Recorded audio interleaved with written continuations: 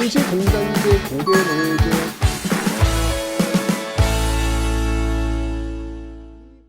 그 당시를 살던 젊은 청춘들, 2030 세대입니다.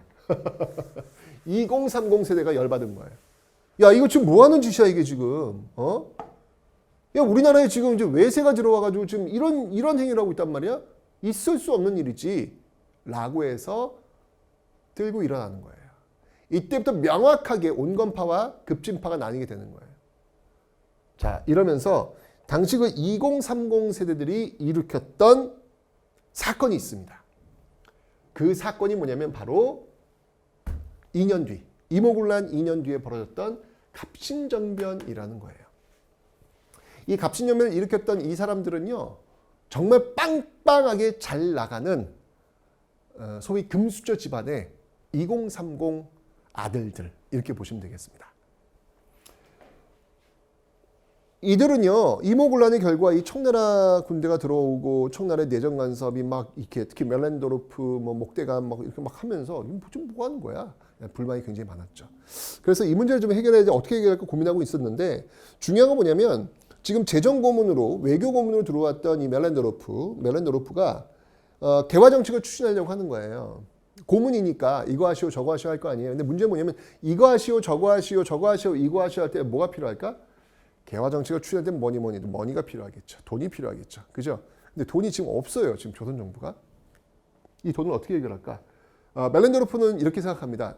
돈이 지금 일단 없으니까 돈을 좀 찍어내자.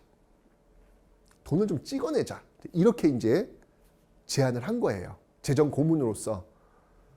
근데 여러분들 이 돈을 찍어냈을 때 부작용을 우리는 이미 몇 년 전에 겪었어요. 경복궁 중건할 때 왜 당백전이라는 거 발행했었잖아요. 이것 때문에 인플레이션 왔다고 제가 설명드렸습니다. 자, 그런데 다시 몇 년 지나가지고 이 멜렌도르프가 또 돈을 찍어내자고 한단 말이지. 그때 바로 당시 2030 이 세대들이 들고 일어난 거예요.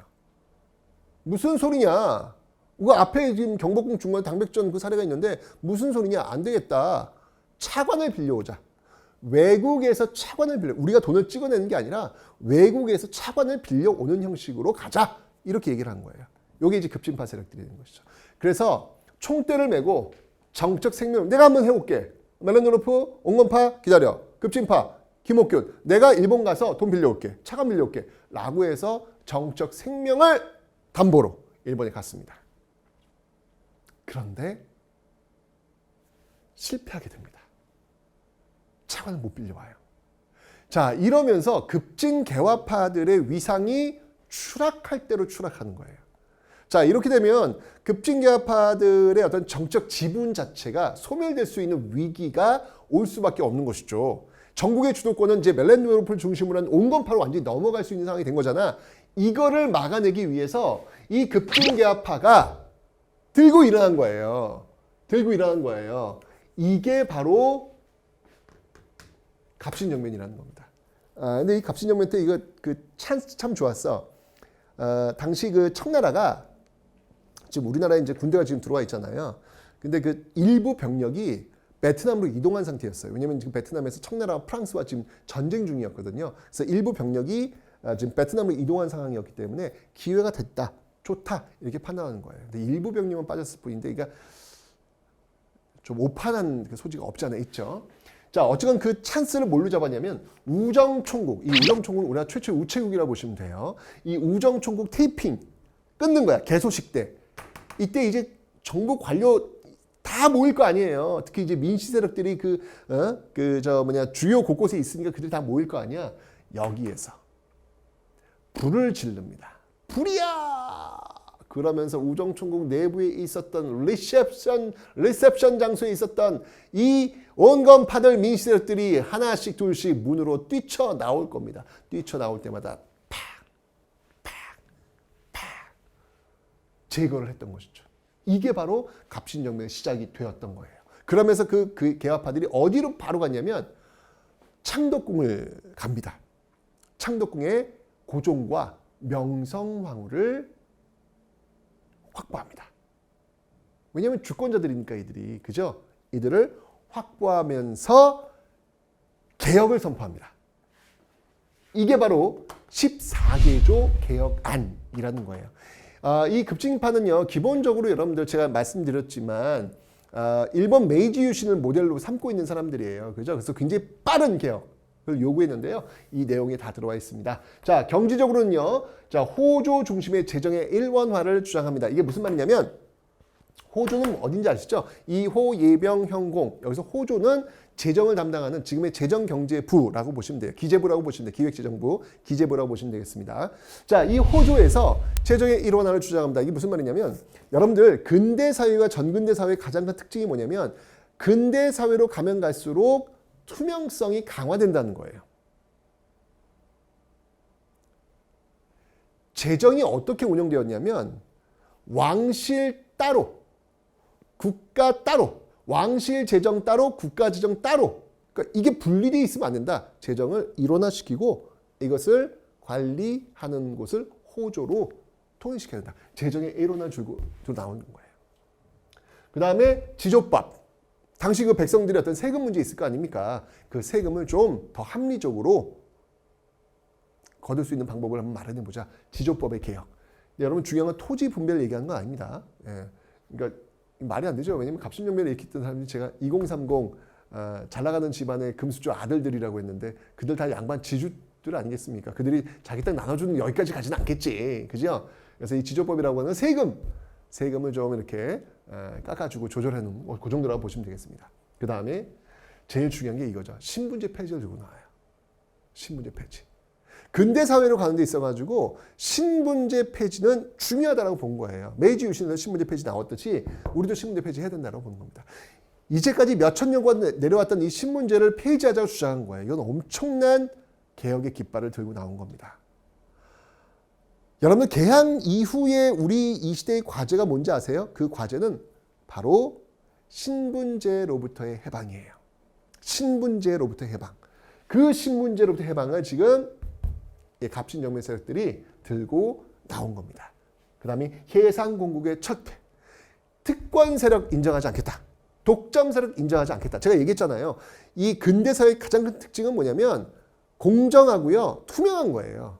어느 특정한 세력들한테 힘을 몰아주거나 이런 것들은 없어야 된다라고 보는 것이죠. 그런 것들 지금 들고 나오는 해상공국. 보부장들한테 어떤 그 특권을 주는 어떤 이런 거 없어야 된다고 본 거예요. 해상공국 혁파. 그 다음에 이제 규장각 없애라. 이 규장각도 이제 정조 때 이제 세워진 그런 곳이긴 하지만 이게 이제 시간이 지나가면서 부패한 공간이 된 거예요. 여기 모여가지고 그냥 여기서 그냥 세력이 만들어지고 이런 모습들 보니까 이런 것들도 없애야 된다. 주장하고 있는 것이죠. 그러니까 이 개혁 정강의 핵심은 뭐냐면 신분제 폐지를 필두로 한 공정성과 투명성을 담보로 하는 근대적 사회의 모습을 만들어내자라고 주장하는 게 이 14개조 개혁의 핵심이 되는 겁니다. 일본 모델이 있으니까 그 모델을 중심으로 해가지고 이런 개혁을 주장한 것이죠. 그런데 말입니다. 민씨 세력들이 뭔가 이상해. 특히 명성황후도 지금 이 사람들에 의해서 지금 창덕궁에 있다가 지금 그 옆에 있는 그 건물로 옮겨가게 되거든요. 근데 뭔가 이상해. 뭔가 좀 이런 일이 벌어지면 자기의 그 민씨 세력들이 들어와서 나한테 보고를 해야 되는데 보고를 하지 않는 거야. 보고하지 않는 이유는 알겠죠? 우정총국에서 지금 제거가 됐기 때문에 지금 들어오지 못하는 것이죠. 뭔가 분위기가 이상해. 사고가 터졌나 보다. 라고 해가지고 선을 대가지고 다시 청나라 쪽과 연결이 됩니다. 이러면서 청나라 군대가 아직 일부 병력 남아있잖아요. 그 청나라 군대가 창덕궁에 밀고 들어옵니다. 이 급진 세력들을 몰아내기 위해서 창덕궁으로 밀고 들어오는데 이때 이 개화파들을 좀 지지해줬던 일본 병사들이 있거든요. 일본 병사들이. 그 일본 병사들과 청나라 군대가 창덕궁에서 교전을 벌여요. 여러분 생각해봐. 일본 군대랑 청나라 군대가 창덕궁에서 교전을 벌였어. 여러분 이러면 어떤 일이 벌어진지 알아요? 이거는 청일 전쟁으로 비화될 수도 있어요. 그렇지 않겠습니까? 지금 여기서 사망자가 나와봐. 이러면 이게 외교적 문제가 되면서 선전포고가 될 수 있는 것이고 이게 전쟁으로 할 수도 있는 거란 말이에요. 엄청난 게 이게 벌어진 거야. 그러니까 왜 이게 이런 일들이 벌어지냐고. 지금 우리나라 지금 쉽게 얘기하면 청와대에서 미국하고 중국 군대가 지금 맞서 싸운 거 아니야 지금 이게. 이거 얼마나 황당한 일이야 지금 이게. 속 터져. 그런데 청나라 군대가 이때 너무 병력이 많고요. 힘이 셌어요. 그래서 결국 일본 군대와 이 개화파들을 쫓아냅니다. 이 급진 개화파, 김옥균, 박영효, 홍영식, 서광범, 서재필, 2030 세대들. 애들은 결국 일본과 함께 배를 타고 일본으로 망명을 하게 되는 것이죠. 3일 만에 진압됩니다. 이걸 우리는 3.1천하다라고 이야기하는 것이죠.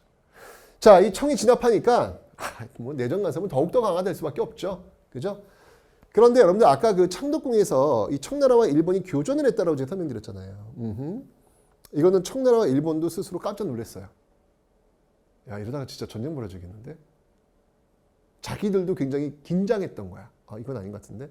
라고 해서 안 되겠다. 지금 이 조선에 청나라 군대와 일본 군대를 주둔시키는 것은 이건 화약고, 청일 전쟁을 할지도 모르는 화약고를 여기다 지금 배치한 거나 마찬가지다. 라고 해서 우리 일단 군대를 다 물리자. 한반도에서 군대 빼자. 라고 이야기를 합니다. 그래서 맺은 조약이 텐진 조약이라는 거예요. 텐진 조약. 그래서 양군이 철수하기로 합니다. 대신 만약 혹시 조선에 들어올 시에 군대를 또 파견할 시에는 그 상대편 국가에 통보한다. 철수하되 통보한다. 라고 하는 텐진 조약을 체결하게 됩니다. 정확히 10년 뒤 동학농민 운동이 일어났을 때 청나라 군대가 또 들어와요. 그때 청나라가 일본한테 통보합니다. 일본 군대 또 들어와요. 그래서 결국 10년 뒤에 청일전쟁이 벌어지게 되는 그 도화선이 또 텐진 조약으로 연결이 될 겁니다. 어쨌건 청나라 진압했고 청나라와 일본 군대가 물러나는 계기를 마련했죠. 자, 이때 이 갑신정변이 일어났을 때 기층민들은요. 지금 이 급진개화파에 대한 증오가 있었어요. 왜냐하면 급진개화파 지금 누구랑 손잡으면 일본과 손잡았잖아. 그러니까 일본에 대한 감정이 안 좋은 거야. 근데 이 급진개화파가 일본과 함께 왕과 왕비를 사로잡았다고 이런 나쁜 것들 하면서 이 일본 공사관을 불태워버려요. 자, 일본은 이에 대해서 너희들 왜 우리 공사관을 불태워? 조약 체결해. 라고 해서 한성조약을 체결해가지고 바로 배상금을 지불, 그리고 공사관 신축 비용 지불, 이런 것들을 요구하게 되는 것이죠. 받아들이게 됩니다. 이러면서 갑신정변이 끝나게 되는 거예요. 그래서 이제 우리는 이 갑신정변을 그 엘리트들, 소수의 그 엘리트들이 중심이 되어서 개혁을 이끌어 나가려고 시도했다라고 해서 위로부터의 개혁이라고 이야기하는 거예요. 위로부터의 개혁. 자, 그런데 이 위로부터의 개혁이 실패했습니다. 위로부터의 개혁이 실패했으니까 이제 남은 건 뭐가 있죠? 위로부터의 개혁이 실패했으니까 남은 거는 아래로부터의 개혁이 있겠죠. 자, 이제 갑신정변 실패 이후, 위로부터의 개혁이 실패한 이후 10년 뒤 이제 아래로부터의 개혁이 올라오게 될 겁니다. 자, 과연 아래로부터의 개혁은 어떤 모습일지 다음 시간에 확인해 보도록 하겠습니다.